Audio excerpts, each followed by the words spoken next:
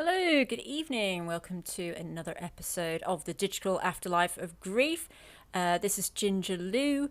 Tonight we're going to start with archives of remembrance from photography to digital immortality, how artificial intelligence is replacing the family photograph, in my view.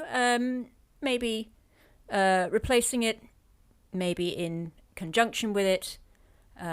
Exciting things happening too, but I'm going to go in a little bit of history and some personal stories as well. So technology changes, but the human need for connection remains constant. So I'm talking about specifically from the Victorian era and the invention of photography, and how the Victorians were masters of documenting grief with their fun new technology that they had, which is photography. And we are, well, perhaps we're not masters of capturing grief, but in a picture, as it were. But we are masters of sharing our grief on social media. So there's some parallels there. I am a Generation X digital immigrant, and much of my family archive dates pre-digital and is modest in size in comparison to a digital archive. Generation X will soon be the last generation to remember a pre-digital universe. Our archives represent half a life documentable by tangible memory objects and half a life created online by digital devices. For digital natives, the experience and value they put on non-physical images and messages shared on social networks like Facebook or in email exchanges are just as important. In the 1850s, portraits of loved ones were decorated with pendants, brooches, watches, and mirror cases as objects of remembrance and mourning. In Forget-Me-Not, Photography and Remembrance, Geoffrey Batchen delves into the art of Victorian keepsakes and the power of photography. He says, "A photograph makes us conscious of time's passing and ultimately death, but the locket makes us dream of the possibility of everlasting life." So my mother's gold locket was engraved with a swan, and within it lay a photograph of myself and my sister. In her room, her bedroom, there are photographs of my family that are dispersed in shoeboxes and plastic bags, some of which I have reprinted in large for display in various rooms around the house. There are bin bags of things and family furniture, a suitcase that reminds me of my father's travels, a fine lace tablecloths that were passed down to my mother from her mother, and only ever came out on special occasions. And I can't ever think of putting these lovely, beautiful lace tablecloths down on my table, A, because I'm extremely clumsy, and B, because I'm extremely clumsy. So they will probably have to be passed down again. There are photographs of me as a baby in Los Angeles and subsequent birthdays and holidays in northwest England, family weddings, births, and Christmas celebrations, the usual family stuff. These images are treasured possessions and have been scrutinized and shared many times in photo albums or picture frames. The narrative that accompanies each image is fond remembrances that reflect the happier times in our lives. In Western culture, memories are possessions to keep and save and are associated with individual agency. We are responsible for and in control of our memories, and we attach them to material objects that are displayed or hidden away or live virtually in our minds. Memory objects spark intergenerational narratives, and photographs represent the embodiment of the memory and the person. Photographs are embellished, shrines are created around the photography of the deceased, places of rest are visited, and familiar objects are passed on through future generations as objects of remembrance and family identity. During the last months of my mother's life, I was obsessed with capturing her essence by any technological means I had at my disposal. The clunky DSLR camera was awkward to operate with one hand when I needed my other hand to support my mother. She was often irritated by the heavy piece of metal thrust in front of her while my face was hidden from view, and tried to slap it from my grasp on more than one occasion. I should have to say that my mum's had dementia. That's why she was frustrated. For practical reasons, I used a smartphone camera connected to a mini tripod that could be grabbed for all kinds of situations when I was caring for her. Using a smartphone allowed me to show my face and interact with my mother, take a picture and show it to her. I could then upload the image in real time to a social network and share a private moment with a supportive online community, which I did. How we interact with technology has changed since the release of the smartphone and has created a new generation of digital natives who don't question the constant of picture taking, applications and social media sharing. In the digital age, the smartphone is so ubiquitous that not bringing it along to capture every moment of our lives would seem like a major faux pas. And we face the daunting possibility of archiving an infinite amount of data with the inevitable inability to cover everything. So triggering grief.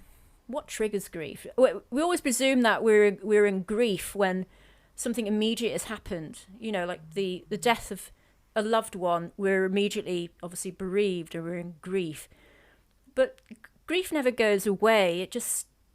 We learn how to live with it. It comes out when we need it. Like when we're looking at an old photograph, it will come out then. When we have a memory, it will come out then. So a bizarre thing happened to me with my father. My father is the son of a northern Chinese government official and poet and an Englishwoman from a well-to-do family from Cheshire in northwest England. My grandparents married in the first decade of the 20th century, and they travelled regularly between China, England and the United States with their 5 children. My father and his siblings were born in different countries and lived apart after the communist takeover in China in 1948. In 1966, my family emigrated to the United States, and I was born in Los Angeles 9 months before we returned to England. I have travelled across China and the US and have lived and worked in Los Angeles for many years. On Christmas Day, I was searching for a Monopoly board in my mother's wardrobe. Inside the bag of board games was a manila envelope stuffed with letters and greeting cards that were addressed to an old address of mine when I was studying and working in London in the 1990s. The letters were dated from 1993 to 95, and I had no recollection of their existence until now. My father had died suddenly not long after the trauma of his death had changed the course of my life thereafter. I laid out the letters on the table and pinned 2 on a corkboard. I found one photo where my father has pictured how I remembered him in blue jeans and a blue shirt and rolled up sleeves, his brown arms with black curls of hair and his black widow's peak with a golden melon streak. 25 years after his death, I was now ready to face his loss, and I cried an ocean of tears for many days. After the grief was released, I felt immense love, and fond memories of him came flooding back, and that love turned to joy. It was an experience I will never forget, and it had taken this long for me to stare grief right in the face, and it was nothing but awesome, is how I describe it. His death, shocked all of us, and really shocked me. It changed the course of my life. I went to live in America. I couldn't live in London after that, and it really affected me for many, many years. The shock of his death, and I don't even remember crying at the funeral. I was just so much in shock, and so when I found these letters, I absolutely sobbed. I mean, I sat on the floor on Christmas Day and sobbed and sobbed and sobbed because I hadn't done that at the time. I'd been holding that all in. And after I'd done that, instead of running away, which I had done before, I didn't go. When my dad died, what I should have done in hindsight was go home and be with my mother. But dealing with that was so hard that I stayed away, and I have a lot of regrets about that, but we can't change the past, and I didn't want to face it. It was too hard, just way too hard. So, having to talk about him and all that kind of stuff, and of course I should have been there for my mother, but we're all hurting in our own ways. And so being faced with this, it was such a release. I mean, unbelievable physical and mental release of all that crying.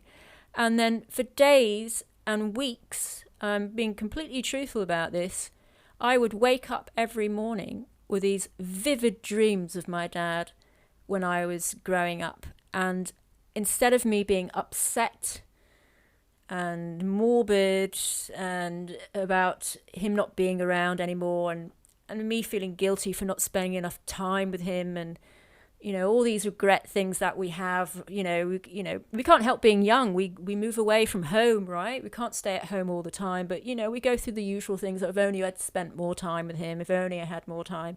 It's the usual stuff.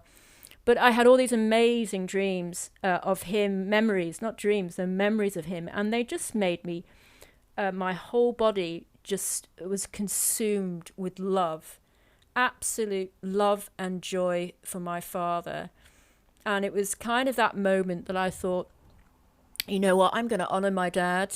I've always wanted to honor him, but I wanted to do a PhD. I wanted to, do right by him and make a difference and make a lot of changes in my life as well, changes for good. And, I found a lot of his photographs and I reprinted them, enlarged them, put them around the wall in the house. My wonderful, amazing dad, he is the reason why I am well-traveled. He is the reason... he's a very educated man. He went to an Ivy League university in China, and he is the reason that I'm so inquisitive and I love to travel, and I lived in different countries and lived in different cities and traveled, and it's all because of him, and the American experience, me being born there, it's all because of him, and unbelievably amazing man. I owe everything to him. And of course my mum is too, but that bit was about my dad. So grief comes back. Comes back in waves. So continuing bonds. So I was practicing the continuing bonds theory of grief. I had his pictures all over my wall. I have put some of his letters up that he'd sent to me. I do have to admit that I had to stop reading them because I would get upset again because some of them were, why aren't you coming home? Have you finished uni yet? Aren't you going to come home? And I didn't come, I would read the letters, and I was remembering at that time, which I'd forgotten. And it was just me growing up. I didn't want to come home anymore. I wanted to have some fun in London with people my own age, and I didn't want to come home. The usual normal stuff, which I shouldn't feel guilty about, but we're human beings, that's what we do, right? And it's the things like if only I'd come home, my life would have been different. I would have been, with my dad a bit longer, but, you don't know when or if your parents are going to die, do you? So you need to move on. So with continuing bonds, I am making visible what has been invisible in black bin bags or shut away in boxes in cupboards. I'm scanning, editing, reprinting, and framing photographs of my parents and organising letters and keepsakes to create a legacy. In photographs, I obsess over every detail of the faces that stare back at me and at their surroundings. The immaculate living room or the day trip, the greeting cards on the mantelpiece give clues to the year and the occasion. Grief will always be triggered, so I remove myself from the grieving process by focusing on the technical and aesthetic aspects of the archives. I scanned Kodak Instamatic photos taken in the late 60s and early 70s, and instant prints produced from the 1970s to the 1990s included colour portraits I had produced during my photography college studies at the end of the 1980s. Whoa, that's a way ago.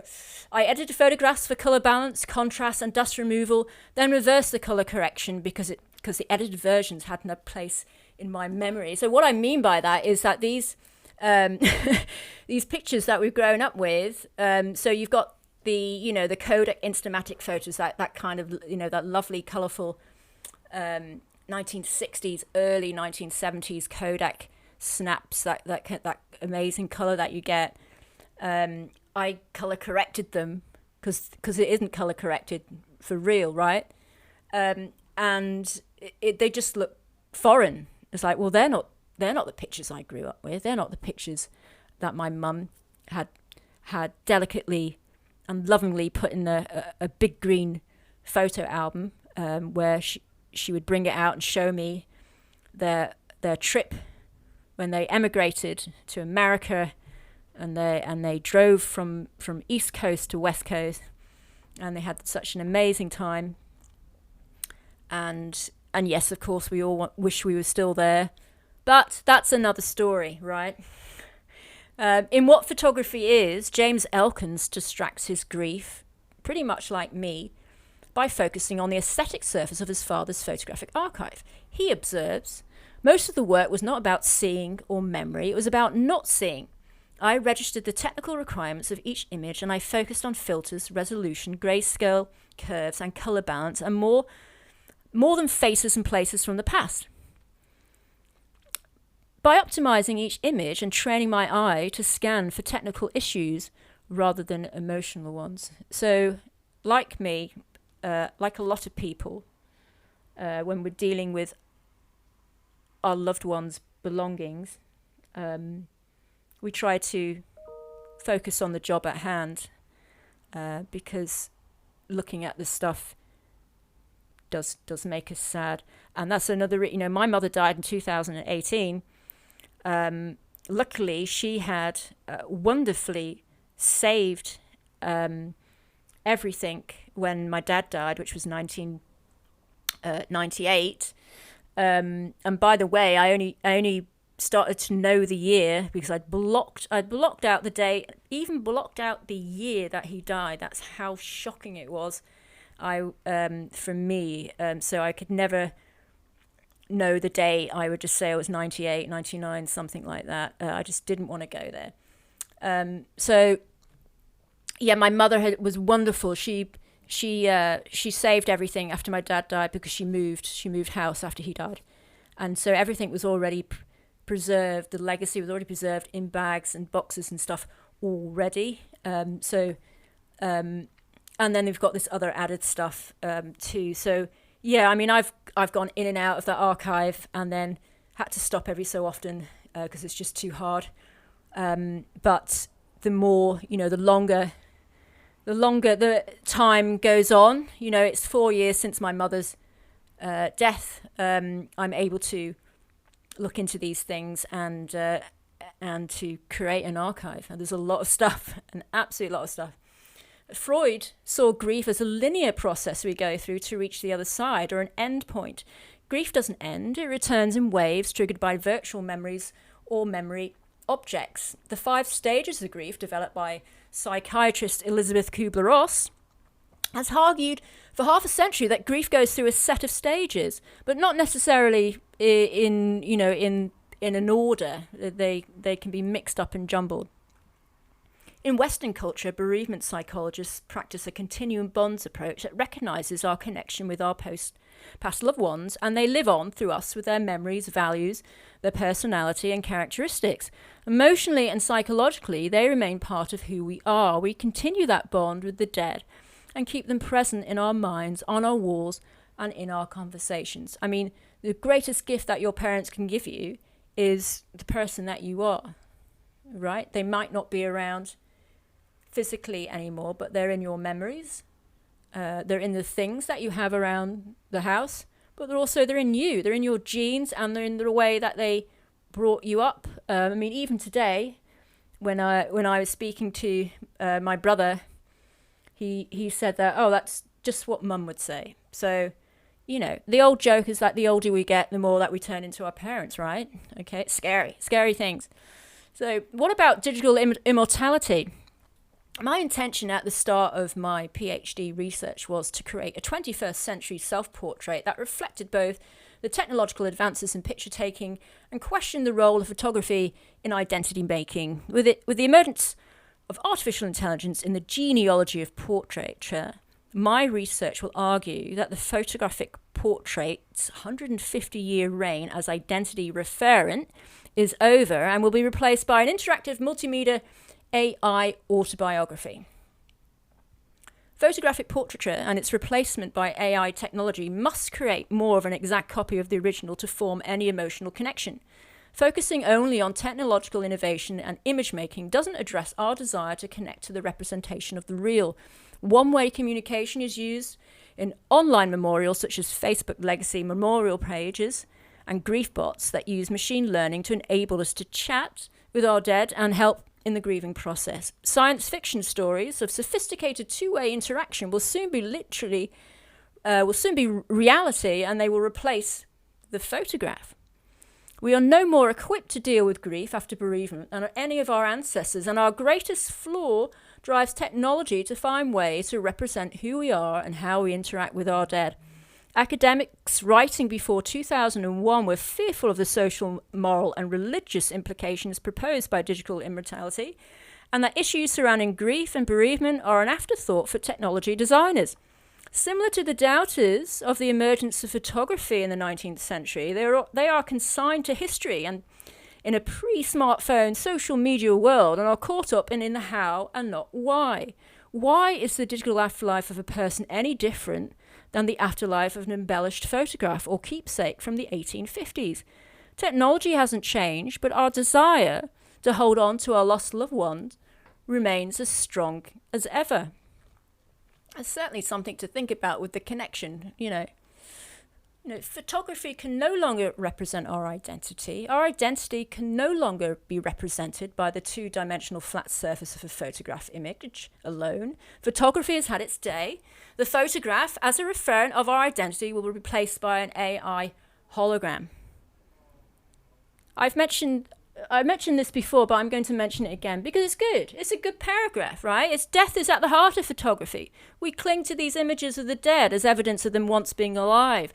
We pore over the flat surfaces of our dead loved ones, wanting more than a photograph can ever give. In death, we are left behind in unsatisfied grief. But photography will no longer be the portal of the dead. How we deal with grief is challenged in the digital age where the dead are resurrected and converse with us. New stages of grief are triggered by interactive technology that enables us to maintain a two-way relationship with the dead.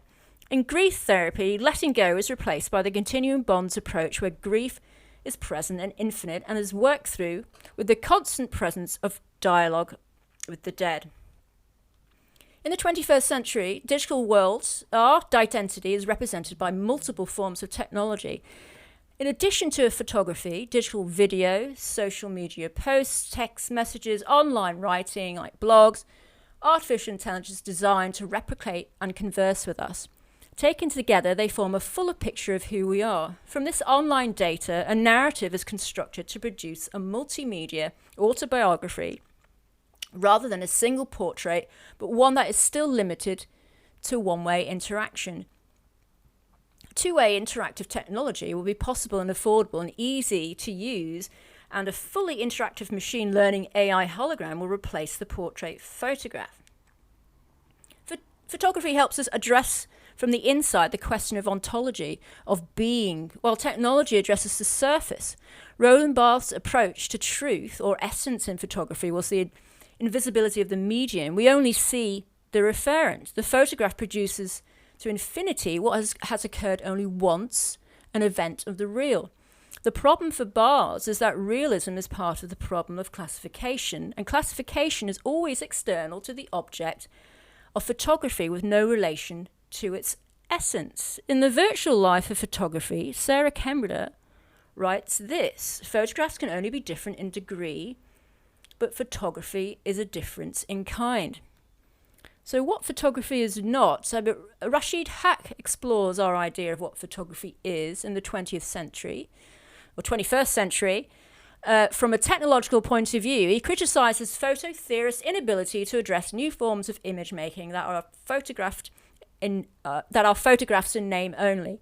He creates a series of family portraits using GAN generated machine learning software that produce a series of shapes and contours.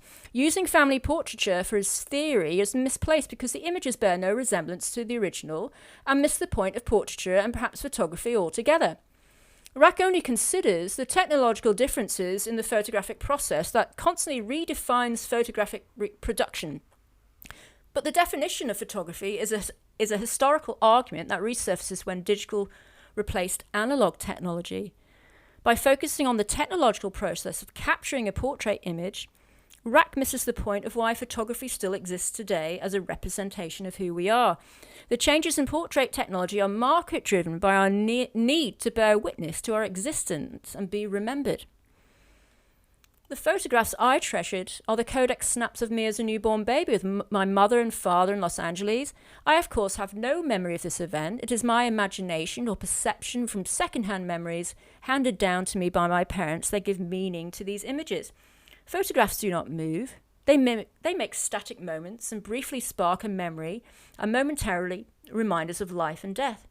The existence of memory within the photograph exists as in abstract terms between the subject who remembers and the object, in this case, the photograph, that sparks the remembrance. Memory exists virtually. Kember also argues that photography theory is stuck in a historical separation between disciplines that do not address what photography has become in the 21st century and needs to be examined by new media, science, and technology studies. One of the false problems in debates on photography is the failure to distinguish between virtual memory and actual memories. Photography is marketed as a memory keeper. Actual memories are real, but not in photography or in specific photographs. They are virtual memories, referents of objects as spark memories, vessels, reciprocals, talismans, icons, symbols, and trophies.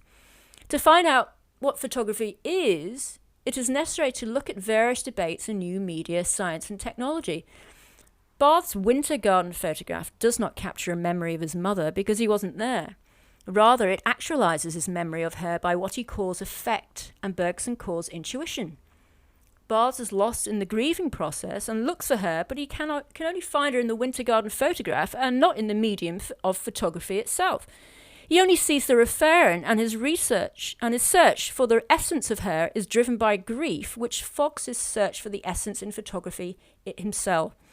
Photography theory has been occupied with perception, representation, knowledge, power, subjectivity.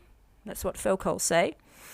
Photography can never be a new or revolutionary because new technologies don't create new uses. The history of photography as a visual technology and its social and economic uses. The onset of digital photography created a false revolution. It deals with the exteriority of photography, and whether we use a smartphone or a mirrorless camera to produce a picture, the endpoint is still the same.